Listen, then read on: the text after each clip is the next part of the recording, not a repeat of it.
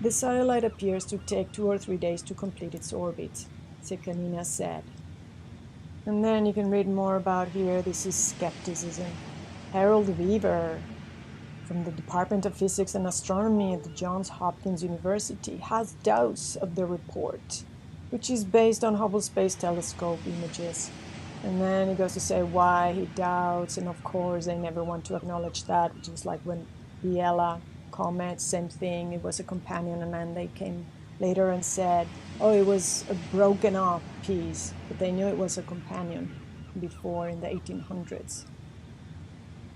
And then they're talking about how they're comparing the photos, and Sekenina says, yeah, there seems to be nucleus, 2 nucleus at least in there. And then the other guy, Beaver, says, no, I don't think so. But of course, we could be wrong, of course. And basically, yes. So there definitely was another nucleus there, another comet.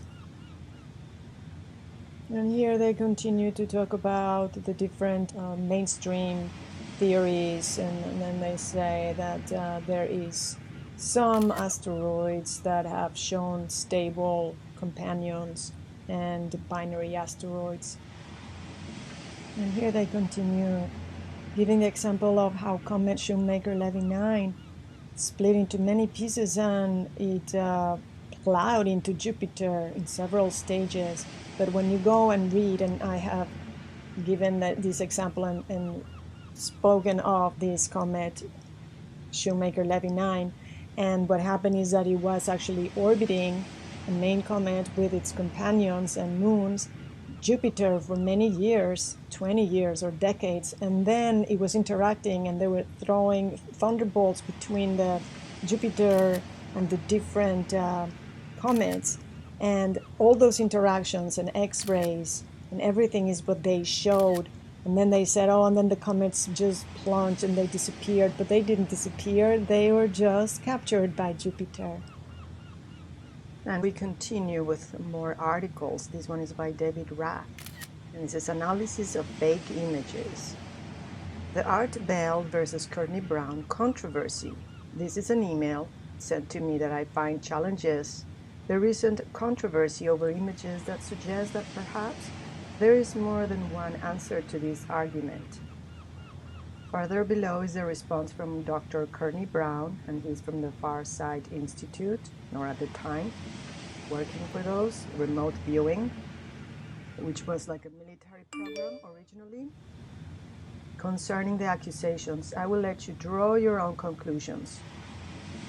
So allegedly, let me just give you a background. An astronomer from Hawaii gave 2 people a photo of Hale-Bopp with a companion, with a big satellite. And that's the whole dispute. And then Dr. Courtney Brown sent the picture to Art Bell. And, you know, there was a scientific community coming out also and discussing this, because it was obviously visible in the photos. So they were trying to figure out this controversy. And then it says, thank you, Gary D. Goodwin. From David Rath. Hello. For those who may not know, the following document and attached images are being sent to Gary Goodwin as well as Art Bell. These images represent a small amount of work to debunk the debunkers, as if it were. For a little background history, let me fill you in on the chain of events thus far. I decided to check out the controversy surrounding Hale-Bopp and the companion Hail Mary. That's funny. Herein referred to as HV and HM, respectively, and I found a lot of people working hard, even to the point of lying, to debunk the notion that HM even exists, despite solid proof, some released by government agencies themselves, that shows Hale-Bopp with companion in tow indisputably. Hearing the limbo-like much bark-like substance ranting and raving on the side of the debunkers, I notice a few things. First, that nobody wants the public to know or even suspect that HM might be real. And second, that they know a lot of fluff, namely information that would be unverifiable to the average citizen. And I'm not going to read the whole letter, but you can go, I'll leave the links of all of these and more in the show notes, and then you can go and read the rest, because there is a lot of amazing information, very interesting. So here is I'll just do like a wrap up of the most important things that I found. There's so much anyways. Here he explains that he tinted the images in red, the real image, to compare it to the fraudulent image, because of course there's always people coming and trying to debunk and create confusion when there's something real out there. So everything gets discredited. That's their tactic. So there was this fraudulent image going around. And this guy puts the two together, putting different colors, doing a compositing the image, he says, to show their true relationship. So there you can see the real and the fraudulent image, and then it says it simply shows a composite of one image laid directly over the second. Lo and behold, and what do you know? The images are shifted, as it were, so they do not match identically. And from there, I adjusted the intensity levels of the real fragment to diminish the background and enhance the crescent. Unfortunately, I could only do a limited job of these. It is somewhat dispersed and grainy pick that to go any further would destroy detail. As suspected, the crescent showed up. The image shows a crescent amid the cluster, while this image shows a cluster with HM. This was a lot, but not enough, as a crescent could be explained away as a twist or flare in the coma of HB. What I needed was to prove the relationship. From there, I effectively fitted one picture into the next, as shown in this image. As you can see, the crescent in fact definitively outlined the right side of the companion. So how does this fact prove the real image is in fact the fraud? It doesn't. If you believe in coincidence so far beyond the realm of likelihood, that impossibility as your nearest neighbor, all I can do is try to instill in you some understanding of photo imaging. All right, so then we move on to another piece of information. This is a letter to Art Bell from a former Vatican priest. Very interesting. And of course, it's anonymous. And this is from 96/12/2011. So it says, Dear Mr. Bell, he has listened to his program on and off around 2 years now when I get downtime. Then it says, I have some disturbing information and I felt that your program would be the perfect vehicle with which to distribute what I have. I have been under the employment for the Vatican for over 5 years. I have done what could be best described as counterintelligence work for the Church. I am a man of God, and please believe me, I tell you that the information I have is genuine and very serious. Without going into too much detail about my former employers, I will briefly tell you that I have had a top-level security clearance in the Vatican for quite some time. Most of the work I have done regrettably falls in the realms of black ops. I will not go into the detail about that now. I skip some parts and then he says, it took me a good deal of time to break into the system, and when I did, I wished I hadn't. When I entered the system, I came across a file titled Wormwood. Yes, with a question mark. Wormwood? Thinking it to be a text file, I brought up the file with the intent of copying so I could read it later. What happened next was truly remarkable. The file sort of deteriorated into a series of command lines that lasted approximately 2 minutes. Once it was done running, there it was. I had found a direct link up to the Hubble Space Telescope. Not only that, but it was pointing directly to the comet Hale-Bopp. The program was running some kind of analysis, taking directional notes, projecting path of travel, etc. After realizing what I had discovered, I started searching and came across an email data trail that led directly to the office of the Pope himself. Surprise, surprise. Was discussed? I cannot know. Over the next 2 weeks, I began to uncover evidence that the Vatican is very aware of the existence of the companion, and it's very worried about it. I began to copy files and pictures were present at the terminal when I found a report from the United Nations to the Vatican, as well as a report from NASA regarding their concerns. It is very obvious to me that a great many people and entities know of the companion and are doing their best to keep it quiet, very quiet, as the next part of my story illustrates. I had found another file that I wanted to look at, but it was independently encrypted.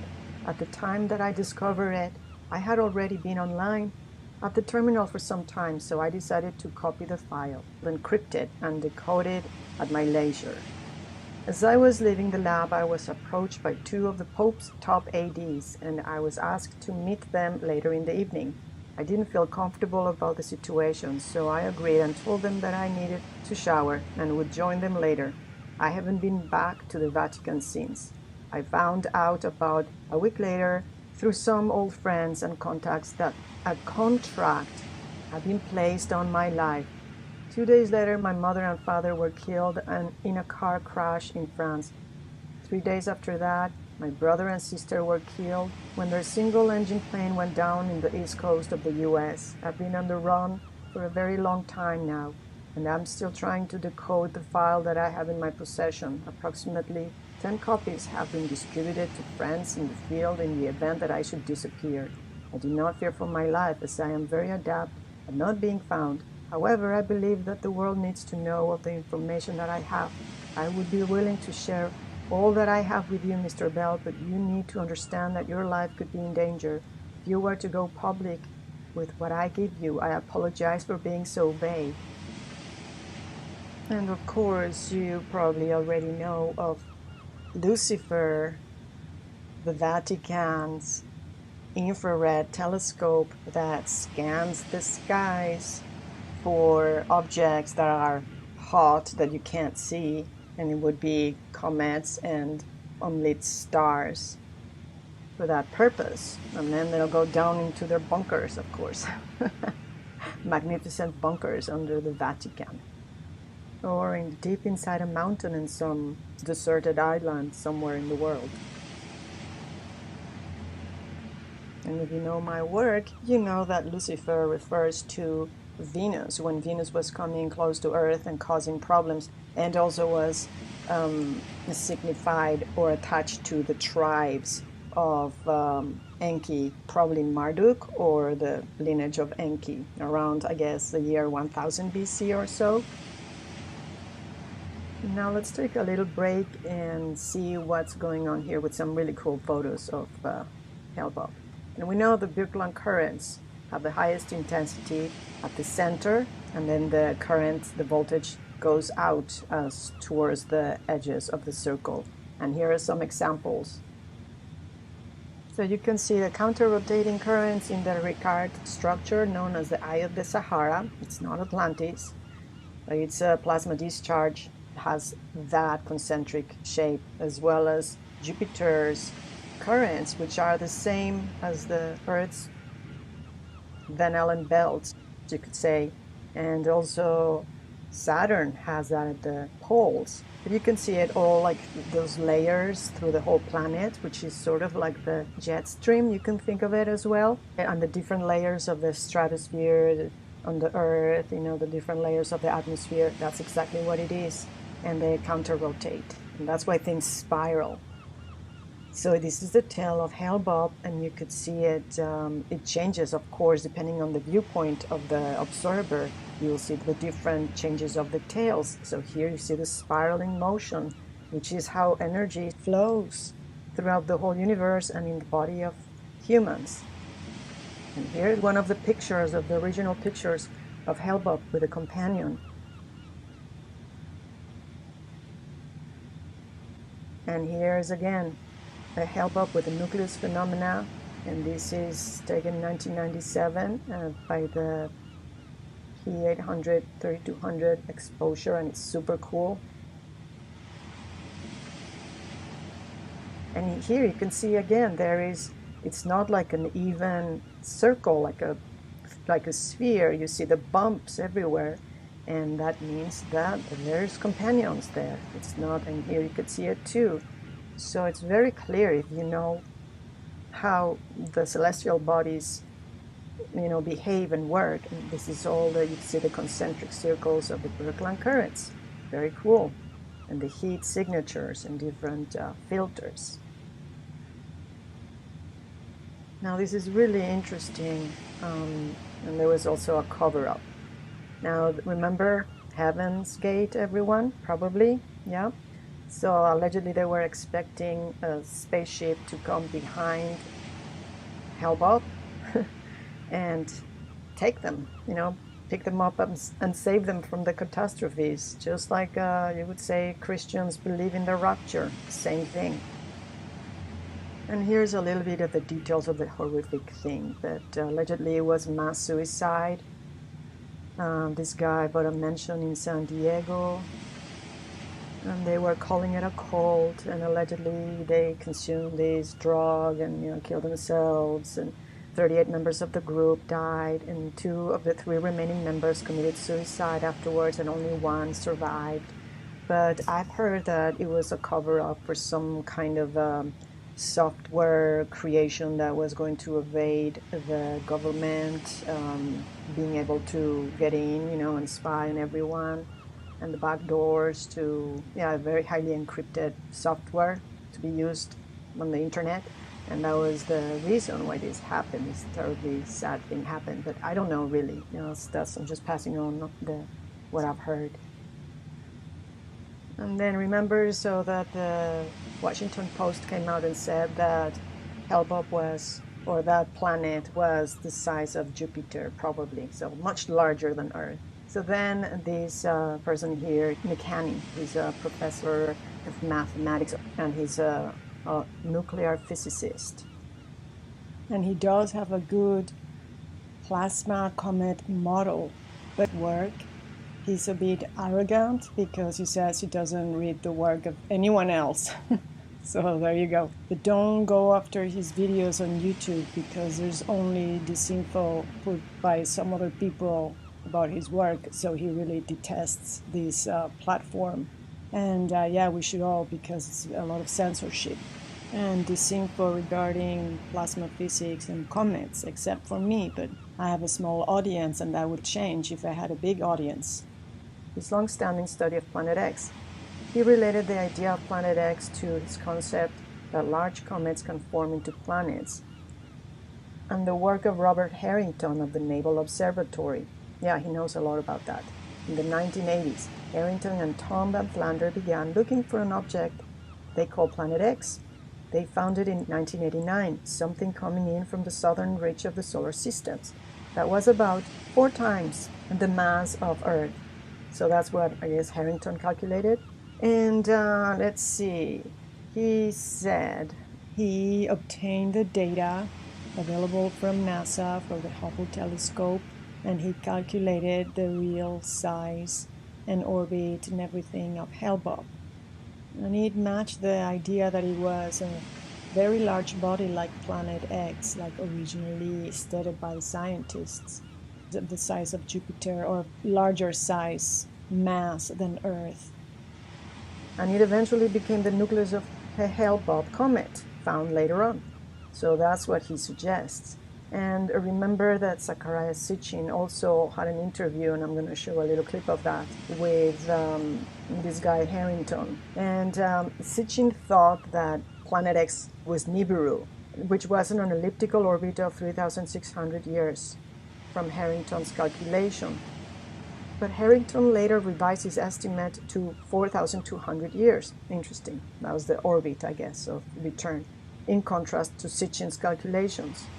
So McHaney does not believe that Nibiru is inhabited because its temperature is so hot. It's too hot to be inhabited. And he is a plasma physicist and one of the electric universe proponents, and he knows a little bit about the work of Velikovsky, especially Worlds in Collision. But unfortunately, he doesn't know about the history of the past 2,000 years of comets, and that they keep, coming back by Earth and affecting Earth, just as they did in the, 3,600 years ago, or the time of the Great Flood, and etc. And maybe he got threatened because he doesn't say anything else about planets coming by anymore. And he concluded that alien beings use the comet's mass for braking and accelerating to come in and out of the solar system. And yeah, some people don't want to talk about aliens, like the Electric Universe people, because they don't want to sound kooky. And but they still are, are taken by kooky and crazy people anyway. So it doesn't really matter. There's a lot of infighting within the Electric Universe and the Plasma Universe peeps, anyways, which doesn't really help anyone. But whatever, that's the way it is. And here you could see as well a little more information why you have to be aware that maybe aliens coming back right now, it's probably a false flag, even though they do exist. I'm sure they do. I mean, we are aliens to other people, right? When we fly our spaceships. Especially the ones in the secret ops, like the ones that you have seen in the videos. Those are much more efficient, as they probably use plasma and other technologies that don't include fuel that explodes. Anyways, let's see who is behind this. Why are the Rockefellers and the Jesuits guiding the UFO disclosure movement? That should make you think twice about this whole thing. Maybe it's a psyop to distort all the information and to, I don't know, do something. So the Rockefellers, the Jesuits, and the Channelers can vouch for us. We are your benevolent space brothers. So the Rockefellers were the founders of the disclosure movement. Wow, that's really interesting. Let's see more. The famous Rockefeller UFO briefing document. Throughout the 1990s, billionaire philanthropist, I love that word, Lawrence S. Rockefeller, sponsored and funded a number of UFO-related projects. This has come to be known as the Rockefeller UFO Initiative, since, in some cases, they went beyond the funding and included an actual lobbying effort to the Clinton White House, undertaken by Rockefeller himself and his lawyer Henry in the early and mid-1990s. This writer became actively involved in one of these Rockefeller projects, which resulted in a book-length report titled Unidentified Flying Objects Briefing Document, the best available evidence, finished in December 1995. The project was coordinated by Marie Galbraith, wife and investment banker Evan Galbraith, who served as a U.S. ambassador to France during the Reagan administration. The author of the original draft was aviation journalist and longtime ufologist Don Berlinger, whose involvement in the field goes back to NICAP, National Investigation Committee on Aerial Phenomena in the Skies, and later with the Fund for UFO Research, FUFOR, which he currently heads.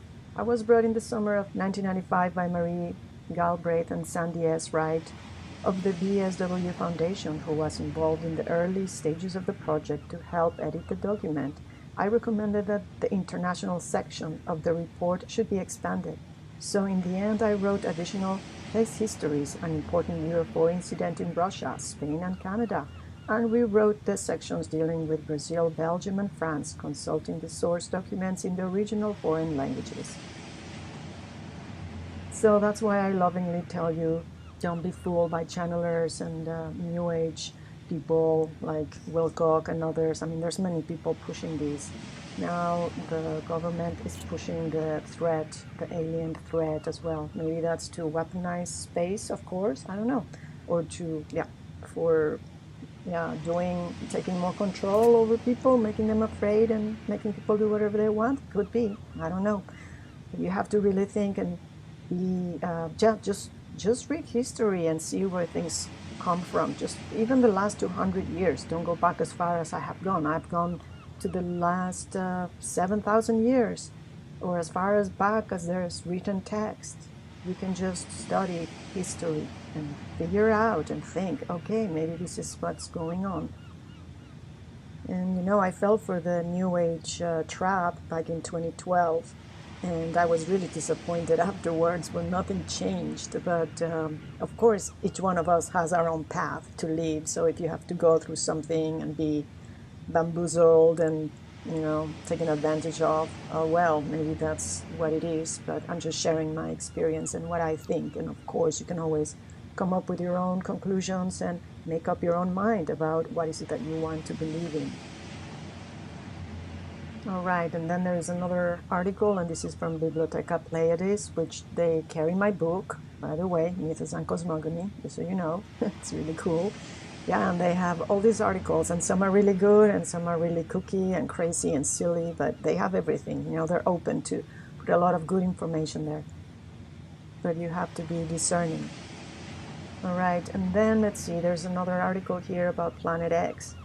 And Robert Sutton Harrington, that's his full name, was an astronomer with the United States Naval Observatory. He had multiple theories on Planet X over the years, including the location of Planet X in 1988 and the search of Planet X in 1991. He based his theories on the movements of the outer planets and a possible influence from an unknown body in the solar system. Or actually, they found many, many planets in there. Yes, and I've spoken about this article that came out just recently, and they even said that capture of planets, of wandering planets, is what probably created and forms solar systems. Back to this article. These published and publicly available papers by the Naval Observatory astronomer and even referred to by some Planet X proponents as NASA internal documents. And by the way, NASA used to have all its data available to any scientist until recently. And that's why scientists could figure out and, like McKinney, the size of objects. But now they can't, so to make it more difficult. Oddly, it is his death that the Planet X crowd referred to more often than his theories. This seems to stem from a white paper written by Neil Freer titled The Alien Question, An Expanded Perspective.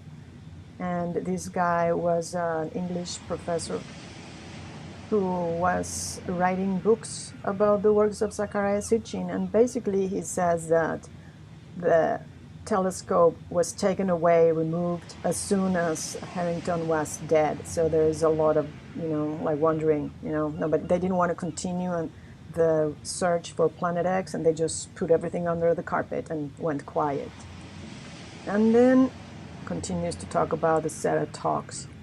And according to Zeta talk, they said a Phil Schneider assassination is evident, as is the death of Robert Harrington.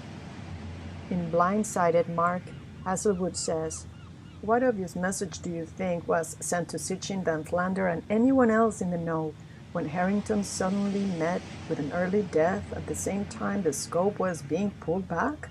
Sometimes an early death is meant to accomplish more than just keeping one person quiet. Also, no evidence that a telescope was being dispatched or taken to Black Birch, New Zealand. The United States Naval Observatory already had an observatory there. So obviously, yeah, that was another story there to cover it up. And in Genesis Revisited, Sitchin says, on January 16, 1990, Dr. Harrington reported at the American Astronomical Society meeting in Arlington, Virginia, that the U.S. Naval Observatory team has narrowed its search for the 10th planet to the southern skies, as announced to dispatch of a team of astronomers to the Black Birch Astronomical Observatory in New Zealand. So this was 3 years before Harrington's death. And Harrington, in his 1991 paper that searched for Planet X, wrote about the search already being underway, and it would continue from New Zealand. Why New Zealand? Harrington's latest calculations show that if Planet X existed, it would be in the region of Centaurus and Hydra, a region which is too far south for Tombaugh to have researched in 1930s. This is also not the location of the Zeta Planet X, not even close. Are we looking at dishonesty here, or simply more poor research? That is difficult to say. What is obvious is that Planet X crowd does like to take the truth and twist it to suit their needs. Definitely, it looks like there was a lot of people like the Zeta Talk and Nancy Litter and other people that take Planet X and just put a lot of crazy disinfo out there. And these groups of people are usually backed by governmental agencies in order to discredit the findings, the truth about, for example, Hale-Bopp and other comets being electromagnetically planets, solid celestial bodies that can be very large and interact with Earth and other planets in the solar system, and that they are causing catastrophes and disturb the climate. And you've seen how right now they're saying that there is a super heat wave not seen in the last 1,000 years in the Northwest. They obviously ignore all the historic records of past Earth changes that happened with the visitation of big planetary bodies and the interactions with Earth, like Noah Webster's books, which contains all the sources. There's many, many sources. And as I always mention, now there's technology like microwaves and lasers that also manipulate and cause weather warfare. And for you that know Nassim Haramein, he spoke about Hale-Bopp, basically almost causing catastrophes on Earth, but we got lucky and it didn't cause all that disaster. And other articles that I didn't open to read to you about Hale-Bopp. So if you want to go and check them out and read them, go ahead if you're curious, if you have the time. It's quite fascinating, really.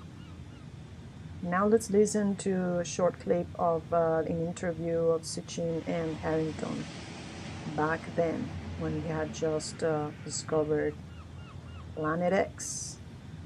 And of course it became known as Hale-Bopp when it was closer to Earth and it couldn't be denied of its existence anymore.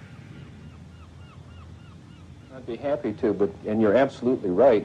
And as a matter of fact, the date on here I was just noticing is 14 August 1978, which was just about 6 weeks after we discovered the fact that Pluto has a satellite.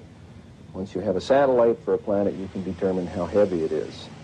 It turns out Pluto was very much smaller and lighter weight than we had thought, which meant that Pluto has no influence, no appreciable influence on the motions of the planets Uranus and Neptune. At that point, we voiced a hypothesis that this means that there is at least one yet-to-be-discovered planet in the outer reaches of the solar system, and this naturally led directly to you and your interest in what we're doing, and that's when you sent me this book. You have then postulated the existence or the appearance in some time years ago of a celestial body which you, I think, named in that paper an intruder, yes, which may have collided with or somehow turned on their side both Uranus and Pluto. It did a lot more than that, as a matter of fact. In that paper, we hypothesized that this intruder passed very close to Neptune, that it dislodged one of what we then think were many satellites of Neptune, and one of them became the planet Pluto. We actually think Pluto was an escaped satellite of Neptune. This will also take the orbit of Triton, the big satellite of Neptune, and reverse it. We'll take the orbit of the satellite Nereid and extend it outwards. We can produce all of the observed aspects of the satellite system of Neptune plus Pluto's orbit just with this one single intruding planet. One of the things we did in 1978, having made this prediction that there was an additional planet, 10th or 12th, depending on your point of view, but it's the next one, we sort of put our money where our mouth was, as it were, and we went out and we started looking for this thing. And we've been searching for 12 years for this thing. We've been able to refine the search area somewhat, get it rather narrowed down. We do our predictions based on the observed anomalies in Uranus and Neptune. We actually are currently looking down in the region of Centaurus, which is just south of the constellation Libra, but very close to the area that you've talked about. I think, Dr. Harrington, you have a pretty good picture, at least in your own mind, of what we are talking about, a big planet, a small planet. Well, if it is in the kind of orbit that we describe here, it would have to be a planet that would have a mass something like 3 to 5 times the mass of the Earth. This would put it intermediate between the gaseous planets like Uranus and Neptune and the terrestrial planets that we have in the inner part of the solar system. So if this planet turns out to be in a 3,600-year orbit, then its mass will be correspondingly larger. But we're talking about something that's a perfectly reasonable kind of planet. It looks like a good, nice planet. small enough that it's not going to be completely enveloped in gas, so it's perfectly capable of supporting life forms of one kind or another. This one here is a map of the solar system as we know it. The inner planets, this is the orbit of planet Pluto. And this here is the orbit that I have proposed for the 10th planet. And here's where we think it is right about now in its orbit. This is your orbit for the planet, yes. And showing that it would come out of Sagittarius in biblical time, and that once you allow for precession, it would be around into Libra by now, and, which is, again, approximately the area that we're looking in. I also wanted to add that there was a group of scientists, astrophysicists, astronomers that knew about Hale-Bopp, and I believe they were in a gondola accident somewhere, I don't know, in Italy, Switzerland, somewhere in there, going to an observatory, I guess. And they mysteriously also died. There was an accident, so the whole gondola fell, and they all went bye-bye with their knowledge and their secret. Yeah, and this is a continuation of this very fascinating subject of the human being. You know, we're electromagnetic beings, just like everything else in nature and the universe. And they're forcing us without even asking for our opinion into the transhuman phase, where they can control our memories, manipulate our emotions, and change our thoughts using biosensors made out of nanoparticles that contain graphene oxide. The combination of the new 5G communication technologies with AI-based systems are ushering in a smart generation of vehicles, drones, and even entire cities. Now researchers take things one step further by introducing 5G-assisted emotion detection systems, your emotions, yes, that uses wireless signals and body movements, yeah, with the help of biosensors introduced in the body by nanoparticles of probably graphene oxide, which seems to be very popular nowadays everywhere in our environment and now in our bodies. But the flip side of such technological revolution is that AI itself can be used to attack or threaten the security of 5G-enabled systems, which in turn can greatly compromise reliability. It is therefore imperative to investigate such potential security threats and explore countermeasures. Some emotions can also disrupt the normal functioning of an orderly society and put people's lives in danger, such as those of an unstable driver. What a bad example, because cars are going to be driverless.